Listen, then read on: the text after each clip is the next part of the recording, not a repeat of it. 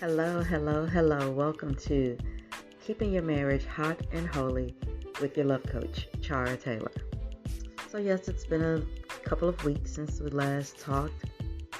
The last time we talked about the undefiled bed. I hope that was helpful to you. And today I want to just kind of talk about being desired in marriage. We hear it from both ends. We hear the man say, I need to be desired. I want to be desired. You don't desire me. And we also hear the woman say the exact same things. Why don't you desire me? I can't tell if I'm a priority. You don't want me. How can I tell? So it appears that on both sides of the marriage, there's this need and this hunger and this thirst to be desired. And it should really be fulfilled. We have that obligation, we have that responsibility to make sure that our spouses know that we desire them. My husband should know that I want him and that I desire him. I should know that my husband desires me and that he wants me. But here's the real truth. Let's just talk about it. Even though we have this need and this longing to be desired, ask yourself, am I desirable? Am I putting myself in position for my spouse to want to desire me? How's my attitude towards my spouse? Is it inviting or is it repelling? What about my physical attributes? Do I keep myself together, looking good, taking care of my body so that I am physically attractive and desirable? Because let's just keep it real and be honest. Sometimes we get into marriages and we let ourselves go.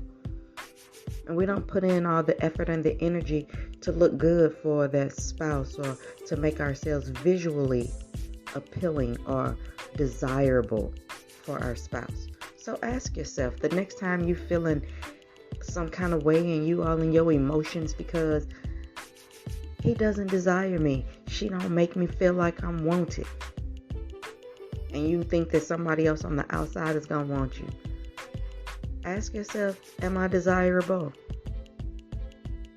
What about my tone when I talk to my spouse? Am I yelling at my spouse? Am I defensive in my tone? Am I aggressive in my tone? Because that's not attractive.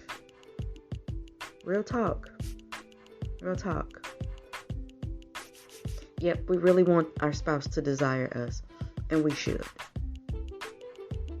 But the real question is, are you desirable? And if you answer that question with, no, I'm not as desirable as I absolutely could be, what can you do to change it? Because we have the responsibility and the obligation to change. There's a serenity prayer that says, God, grant me the serenity to accept the things that I cannot change, courage to change the things that I can, and wisdom to know the difference. I think the real problem is we refuse to accept the fact that we need to change. We think that things are just supposed to go our way just because we exist. That's unrealistic, and that's an unhealthy thought habit and a thought process. There are things about ourselves that we need to change if we expect for there to be affection, if we expect there to be passion, if we expect there to be spark is what I'm looking for. If we're expecting spark in our marriage, then there are some things that we have to change. And I'm talking about the kind of change that like a butterfly goes through, the caterpillar goes through to become the butterfly when it goes into its cocoon for a season, and it's got to be worked on and worked out as it grows and matures to this place of beauty.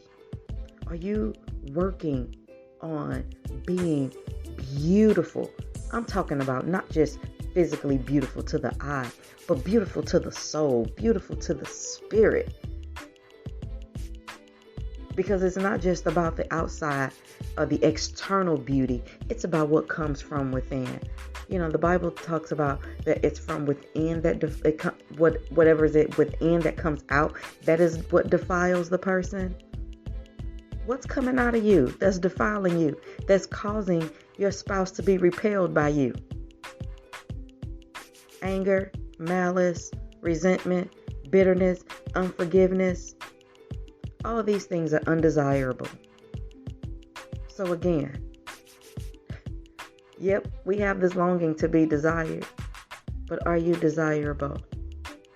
My prayer for all of us who are married is that we would ask God to show us the areas in our lives where we can change so that we can be desirable.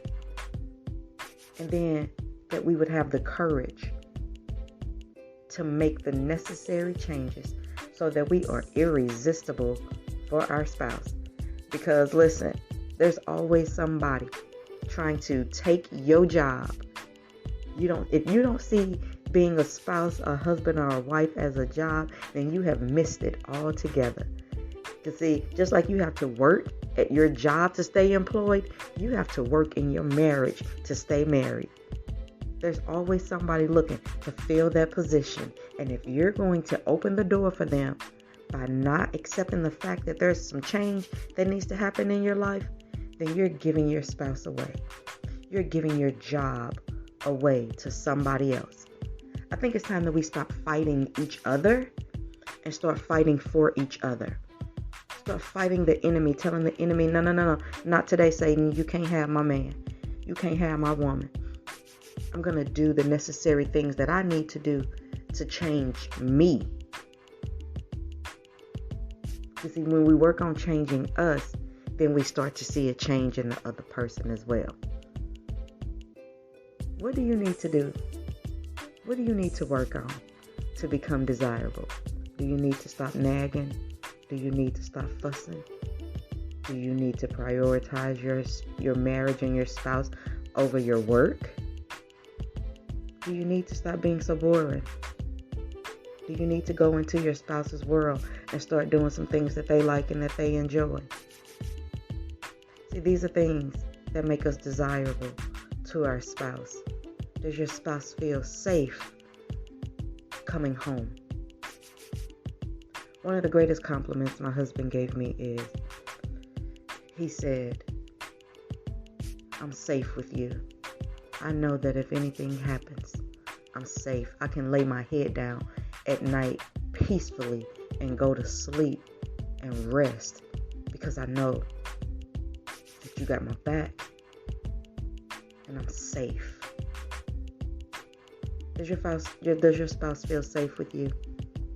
Yep, it's the man who does all the providing and all the protecting, and I feel safe with him, but it's mutual. We need to feel safe with each other.